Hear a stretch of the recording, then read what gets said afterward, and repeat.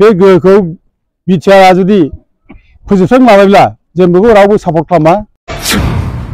27 जानुवारियाव जा बिटिआर सुक्ति जाबाय, बे बिटिआर सुक्तिनि गेजेरजों जों जे मोनखानाय बिटिसि 6 शिड्युल, बे 6 शिड्युल बिटिसिखौ फोजोबस्रांनो लाफिननाय जाबाय। बर' फरायसा आफादनि, बड'फा दैदेननाय बर' फरायसा आफादनि दिनै दैदेनगिरिफ्रा दिनै भुलावनो, दिनै गोरोन्थियावनो दिनै बिटिआर सुक्ति खालामना लाना फैबाय। आं दिनै नैबे सुबर्नखाता जायगानि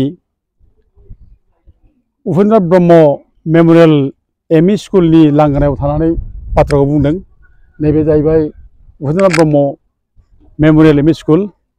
दा दिनैनि बे 2 मार्चआवनो बड'फा उपेन्द्रनाथ ब्रह्मआ बर' हारिखौ गेरेमसा हारि दानो थाखाय गिदिर मोनसे थांखि लानानै आलादा बड'लेण्ड रायजो सोरजिनो थाखाय दिनैनि बे 2 मार्चआवनो आन्दलननि बड'लेण्ड रायजो सोरजिनायनि सोमावसारनाय हाबाफारिखौ लाजेनदों।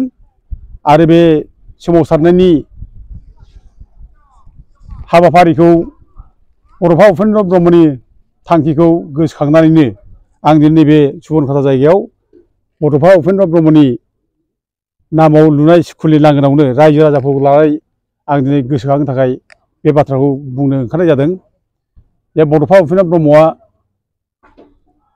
बर' हारिखौ गेरेमसा हारि दानो थाखाय सोमावसारदोंमोन आरो बिथांनि दैदेननाय सोमावसारनायाव हाजार हाजार बर' फिसाया पुलिस मिलिटारिफोरजों बुख्रुबजादों, गावख्रुबजादों, न' बां सावजादों, गोबां मानसि थैदों आरो गोबां बर' आइजोफोर जिनाहारि खालामजादों। बे दिनै बयनिबो गोसो गोरबो बिखायाव दिनै हाबनानै दङ। आरो इभेन नैबे सुबर्नखाता जायगानि गासै 17टा गामियानो 17 villages have been burned by the Assam police। बे माबा सावजादों, 17टा बर' गामिया सावजादों आरो 17टा गामिनि बर'फ्रा गासै 250 जनसो फेमिलि, गासै 1000 जनसो मानसिफ्रा सानद्रुप जंखलाव थांनानै रिलिफ केम्पआव थानो गोनां जादों, आलाय सिलाय थानो गोनां जादों, रावबो थानो हायाखै, जोबोद अयथासार। ओंखायनो बिथांमोनहा दिनै बे बाथ्राखौनो गोसोखांनानै दिनै जों ज'नो बे 2 मार्च जे बड'फानि आलादा बड'लेण्ड रायजो बिनायनि सोमावसारनाय, बर' हारिखौ गेरेमसा हारि दानायनि सिमां, बे थांखि, बेखौ जों दिनै गोसोखांफिननानै रायजो राजानो मिथिहोनो होननानै ज' जानाय जादों। दा बड'फानि बे थांखिजोंनो आलादा बड'लेण्ड रायजोनि सोमावसारनाया जादों। दा बे आलादा बड'लेण्ड रायजोनि सोमावसारनायनि गेजेरजोंनो जों सिगाङाव 1993 आव बिएसि मोनसे माने खुंथाय जों मोननो हादोंमोन। आरो बिनि उनाव बड'फानि जे गेरेमसा हारि दानायनि थांखि, बे थांखिखौनो लानानै आरोबाव बिएसिजों जालिया होननानै आरोबाव आलादा भाबैनो मोनसे बिएलटिनि सशस्त्र संग्राम खालामनायनि गेजेरजों 2003 आव बिटिसि मोनसे आलादा खुंथाय 6 शिड्युलनि आन्दाराव जों मोननो हादोंमोन।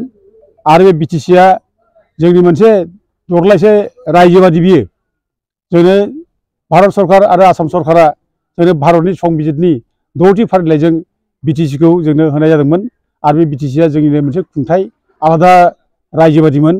दा बे आलादा रायजोनि गेजेरजोंनो जोंनो माने जोंनि बर'फोरनि राव हारिमु कालचार जौगानायनि थाखाय जोंनो गोहो होदोंमोन, लेजिस्लेटिभ, एडमिनिस्ट्रेटिभ आरो फाइनान्सियेल पावार। दा बिनि गेजेरजों जोङो बर' हारि दानायनि, गेरेमसा बर' हारि दानायनि थांखिखौ जों मोनफा मोनफा जाफुंहोगोन होननानै जों मिजिं थिदोंमोन। दा मावदों, गोबाङानो गोबां खामानि जालांदों। बर' रावाबो शिड्युलाव हाबदों आरो बर' रावा बिटिसिआव अफिसियेल रावबो जादों। खिन्थु दुखुनांथाव बाथ्रा जाबाय, जोङो नैबे 2020नि 27 जानुवारियाव जा बिटिआर सुक्ति जाबाय, बे बिटिआर सुक्तिनि गेजेरजों जों जे मोनखानाय बिटिसि 6 शिड्युल, बे 6 शिड्युल बिटिसिखौ फोजोबस्रांनो लाफिननाय जाबाय। दा जों दि बे जायगानि मानसिफ्रा बयबो दुखु मोनदों। दा जों एफा गिदिर मोनखानाय जोंनि गोहो, बे गोहोखौ बिटिआरआ जुदि फोजोबस्रां लाबायब्ला जों बेखौ रावबो सापर्ट खालामा। जों बेखौ रावबो गनायनो हाया होननानै दिनै बे जायगानि मानसिफ्राबो एकगत बयबो गोख्रोङै दङ आरो आलादा रायजो सोरजिनायनि जायनाखि थांखि बे थांखियाव बिथांमोनाबो बयबो गोख्रोङै गाबथानानै दङ आरो बड'फानि जायनाखि आलादा रायजो दानाय गेरेमसा बर' हारि दानायनि जायनाखि फिलसफि दा थांखि बे थांखिखौ बिसोर दासिमबो गोख्रोङै सापर्ट खालामो। बेनिखायनो दा जोंनि गेजेराव जायनाखि बिटिआर लाबोलायनानै गुलाय गुजाय जाबाय बिटिसिनि क्षमताखौ फोजोबनो नागिरबाय बेयाव जों रावबो एकगत नङा। दा दुखुनांथाव बाथ्रा जाबाय दिनै जि बड'फानि दैदेननायाव जों बारसोमदोंमोन थैथां जुजिदोंमोन गोबां मानसि थैदोंमोन गोबां मानसि माने भिक्टिम जादों। दा बे बर' फरायसा आफादनि बड'फा दैदेननाय बर' फरायसा आफादनि दिनै दैदेनगिरिफ्रा दिनै भुलावनो दिनै गोरोन्थियावनो दिनै बिटिआर सुक्ति खालामनानै लाना फैबाय आरो बे बिटिआर सुक्तिनि गेजेरजों दिनै जोंनि मोनखानाय जायनाखि रायजो मोनखानाय एरिया बे एरियाखौ दानख'नायनि जायाखि माने एकर्ड खालामना लाना फैबाय बे जोंनि डिस्ट्राक्सन बियो जोंखौ फोजोबनाय जोंनि मोनखानाय रायजोखौ फोजोबनाय बियो। दा जों बेखौ खुनु जों गनायनो हाया। दा जोंनि रायजोखौ जों बोरै दानख्लाबफालाय जों मोनखाबाय जों बेखौ बारायफिननांगौसो। दा दिनै बेफोर खेथ्रआव दिनै जों बयबो गोख्रों दङ बयबो आरो रिसेन्टलि जायनाखि हेमन्त बिश्व शर्मा बुंलांबाय जे दानि फरायसाखौ जों जुदि आगोलावनो मोननायमोनब्ला बिटिसि सुक्तिया जानाय नङामोन ओरै होनना बुंनाय जादों। दानि फरायसा आफाद माने डिफेन्स बर' दैदेननाय फरायसा आफादा जुदि बै जुदि 2003 मोननायमोनब्ला बिसोरखौ बे समाव बिटिसि सुक्तिया जानाय नङामोन माने एफा मोजां सुक्तिखौ जों खालामनाय नङामोन। दा जों बिटिआर सुक्तिया बिसोरखौ बै समाव मोननायमोनब्ला बै समावनो बिटिआर सुक्तिया मोननैसो जागौमोन ओरै होननाय जादों आरोखि। आरो दानि बिटिआर सुक्तिया जेबो गैया बिटिसि सुक्तिया बिराद गिदिरथार बिदि होननानै बुंनानै दानि एबसुखौ ओरैबायदि गाज्रि रोखोम माने हेमन्त बिश्व शर्माया माने गाफ्लेनाय बायदि बाथ्रा बुंनाय जादों।